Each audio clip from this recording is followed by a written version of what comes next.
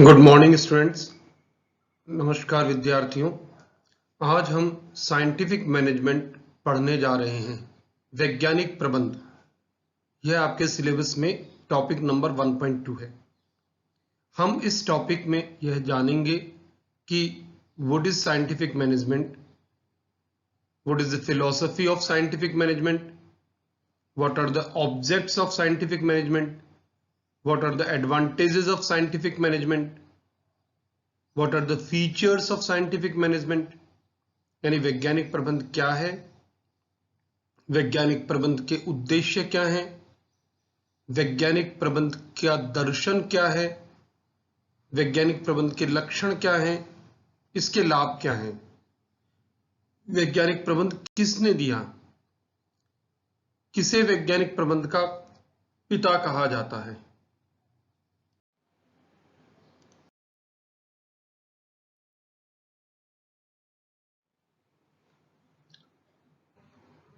वैज्ञानिक प्रबंध से आशय किसी भी कार्य को विशिष्ट ज्ञान की सहायता से योजनाबद्ध तरीके से किसी लक्ष्य की प्राप्ति के लिए सुव्यवस्थित रूप से चलाने से है। अब देखिए, इस इंट्रोडक्टरी स्टेटमेंट में क्या क्या बातें इंपॉर्टेंट है। वैज्ञानिक प्रबंध से आशय अर्थ क्या है, किसी भी कार्य को, whatever work you are going to perform, यानी आप किसी भी वर्कर को जो काम देना चाहते हैं उसको विशिष्ट ज्ञान, वैज्ञानिक ज्ञान, साइंटिफिक नॉलेज की सहायता से, यानी आपको सहायता कैसी है, उस ज्ञान को परफॉर्म कैसे करना है, विशिष्ट ज्ञान यानी वैज्ञानिक ज्ञान की सहायता से करना है, योजनाबद्ध तरीके से, प्लान्ड स्टाइल से किसी भी लक्ष्य की प्राप्ति के लिए, ऑब्जेक्ट को प्राप्त करने के लिए सुव्यवस्थित रूप से, सिस्टमेटिक वे से चलाने से है। एफ.डब्ल्यू. टेलर के अनुसार वैज्ञानिक प्रबंध सही रूप से यह जानने की कला है कि क्या कार्य किया जाना है और उसके करने का सर्वोत्तम तरीका कौन सा है। तो एफ.डब्ल्यू. टेलर ने भी कहा है कि वैज्ञानिक प्रबंध सही रूप से, एग्जैक्टली ये जानने की कला है कि what has to be done, क्या किया जाना है और उसको करने का सबसे बेस्ट तरीका क्या है। Students, F.W.. टेलर को ही वैज्ञानिक प्रबंध का पिता कहा जाता है। F W. Taylor is also known as father of scientific management. ये अमेरिका के इंजीनियर थे, मैकेनिकल इंजीनियर थे और बेथलेहम स्टील कंपनी में काम करते थे, और भी कई जगह इन्होंने काम किया। और इन्होंने उस जमाने में 1890-95 और उसके बाद के जमाने में वैज्ञानिक प्रबंध का सिद्धांत दिया। In the words of Taylor, scientific management means knowing exactly what you want men to do and seeing that they do it in the best and cheapest way.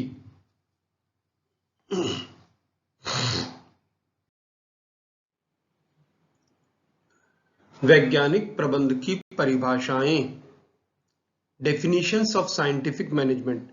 F.W.. Taylor के अनुसार वैज्ञानिक प्रबंध आपके यह जानने की कला है कि आप लोगों से यथार्थ में क्या कराना चाहते हैं तथा यह देखना चाहते हैं कि वह उसको सुंदर से सुंदर और मितव्यतापूर्ण ढंग से कैसे करें। पीटर ड्रकर के अनुसार वैज्ञानिक प्रबंध का तात्पर्य कार्य का संगठित अध्ययन, ऑर्गेनाइज्ड स्टडी ऑफ वर्क, कार्य का सरलतम भागों में विश्लेषण, analysis of work in simple steps, और प्रत्येक भाग का श्रमिक द्वारा श्रेष्ठ प्रकार से निष्पादन हो सके, इसके लिए सुव्यवस्थित सुधार करना है। The labor, the worker performs the every steps of that work in a best and effective manner, and for that you have to perform the systematic reforms, continuous reforms. Okay. वैज्ञानिक प्रबंध के लक्षण या विशेषताएं। अब हम ये जानेंगे कि वैज्ञानिक प्रबंध की फीचर्स क्या हैं, कैरेक्टरिस्टिक्स क्या हैं, लक्षण क्या हैं, किस चीज को हम साइंटिफिक मैनेजमेंट कहते हैं। यहां आपके ये साइंटिफिक मैनेजमेंट के कैरेक्टरिस्टिक्स हिंदी और इंग्लिश दोनों में लिखे हुए हैं। पहले यहां पे सबके टाइटल्स लिखे, फिर इनको एक्सप्लेन भी करेंगे आगे की स्लाइड्स में। डेफिनेट ऑब्जेक्ट एंड प्लान, निश्चित लक्ष्य तथा योजना। साइंटिफिक एनालिसिस एंड एक्सपेरिमेंट, वैज्ञानिक विश्लेषण तथा प्रयोग। डेफिनिट रूल्स, सुनिश्चित नियम। इकोनॉमी, मितव्ययिता। कंटिन्यूटी इन रिसर्च, अनुसंधान में निरंतरता। इंक्रीज इन एफिशिएंसी, दक्षता में वृद्धि। Collective efforts for collective interest, सामूहिक हित के लिए सामूहिक प्रयास। रिस्पॉन्सिबिलिटी डिटर्मिनेशन, उत्तरदायित्व निर्धारण। कंट्रोल, नियंत्रण। लैक ऑफ स्लैकनेस, ढुलमुल नीति का अभाव। Coordination among labour and capital, श्रम तथा पूंजी में समन्वय। अब हम इनको एक एक करके संक्षेप। निश्चित लक्ष्य एवं योजना, डेफिनेट प्लान एंड ऑब्जेक्ट। प्रबंधक को चाहिए, मैनेजर को चाहिए कि उसको लक्ष्य प्राप्त करने हैं, उनके लिए आवश्यक साधन कैसे जुटाए जाएं, साधनों का कैसे प्रयोग किया जाए, उसके लिए योजना का अग्रिम निर्माण करना होता है। वैज्ञानिक विश्लेषण तथा प्रयोग, लक्ष्य की प्राप्ति के लिए योजना तथा योजना का आधार प्रमुख होते हैं। विभिन्न तथ्यों का विश्लेषण करना, एनालिसिस द वेरियस फैक्ट्स, तथा विश्लेषण से प्राप्त निष्कर्षों को प्रयोग करके उनके गुण और दोषों को जांचना वैज्ञानिक प्रणाली होती है। जो भी हम एनालिसिस करते हैं, उनके जो रिजल्ट्स आते हैं, उनके रिजल्ट्स को अप्लाई करके उनके मेरिट्स डिमेरिट्स को टेस्ट करना, उनको देखना, स्टडी करना, इट्स साइंटिफिक मेथड। सुनिश्चित नियम, विश्लेषण तथा प्रयोग के बाद सही कहे गए निष्कर्षों को कार्यान्वित करने के लिए नियम बनाना, यानी जो भी एनालिसिस और एक्सपेरिमेंट के बाद जो डिसीजंस आए हैं, रिजल्ट्स आए हैं, उनको एग्जीक्यूट करने के लिए रूल्स फ्रेम करना। मितव्ययिता, इकोनॉमी, वैज्ञानिक प्रबंध का आधार मितव्ययिता है। वेस्टेज कम से कम हो, अपव्यय कम से कम हो, सामग्री का, रॉ मटेरियल का अपव्यय कम से कम हो, औजारों का अपव्यय कम से कम हो, मशीनें आइडल कम से कम रहें। साधनों के अपव्यय को कम करने के लिए समझदारी पूर्वक नियोजन करना, सफल क्रियान्वयन, सेटिस्फैक्ट्री, सक्सेसफुल एग्जीक्यूशन, अनुशासन, डिसिप्लिन और अच्छे कर्मचारी नियोक्ता संबंध आवश्यक हैं। बेटर एम्प्लॉय एम्प्लॉयर रिलेशनशिप बहुत आवश्यक है। आगे हम इसको और डिटेल में भी पढ़ेंगे कि एम्प्लॉय एम्प्लॉयर रिलेशनशिप किस प्रकार से एफ.डब्ल्यू. टेलर के इस वैज्ञानिक प्रबंध में सबसे महत्वपूर्ण थे। उसके बाद है अनुसंधान में निरंतरता, समयानुसार क्रियाओं को सुधारा जाए। अनुसंधान और शोध में निरंतरता बनाए रखने के बिना यह नहीं हो सकता है। You have to be continue in research. दक्षता में वृद्धि, वैज्ञानिक प्रबंध का प्रमुख लक्षण दक्षता में वृद्धि है। एफिशिएंसी इंक्रीज होनी चाहिए, समय बचाना, सेविंग टाइम, लागत कम करना, कॉस्ट कम करना, शीघ्र कार्य संपन्न करने वाली प्रणाली का निरंतर उपयोग करना, इन सबसे दक्षता में वृद्धि होती है। और आगे है सामूहिक हित के लिए सामूहिक प्रयास, कलेक्टिव एफर्ट्स के लिए, कलेक्टिव इंटरेस्ट के लिए कलेक्टिव एफर्ट करना, कार्य विभाजन, बड़े पैमाने पर उत्पादन, सामूहिक कार्य, ये सब वैज्ञानिक प्रबंध के प्रतीक हैं। अब आगे देखें उत्तरदायित्व निर्धारण, रिस्पॉन्सिबिलिटी डिटर्मिनेशन। कर्मचारियों को सौंपा गया कार्य उचित अध्ययन एवं परीक्षण के पश्चात करना होता है। यानी जो भी वर्क आप दें उसको स्टडी करके, उसको टेस्ट करके, उसके बाद उसे अलॉकेट करें। प्रत्येक कार्य के प्रमाप पैरामीटर्स डेफिनेट होते हैं। उनका निष्पादन समय, परफॉर्मिंग टाइम, किस्म, टाइप, वैरायटी, लागत, कॉस्ट, अपव्यय आदि सभी पूर्व नियोजित होते हैं, प्री प्लान्ड होते हैं। अतः उत्तरदायित्व का निर्धारण ज्यादा निश्चिंता पूर्वक कर सकते हैं यदि ये हमने सबने किया हुआ हो, जो पहले भी बताया है। नियंत्रण, कंट्रोल योजनाबद्ध विधि से कार्य होने पर तथा पूर्व निश्चित नियमों के अनुकूल कार्य होने पर नियंत्रण प्रभावी होता है। तो अभी तक हमने साइंटिफिक मैनेजमेंट के कैरेक्टरिस्टिक्स पढ़े। अब हम आगे देखें ऑब्जेक्ट्स ऑफ साइंटिफिक मैनेजमेंट। वैज्ञानिक प्रबंध के उद्देश्य क्या है?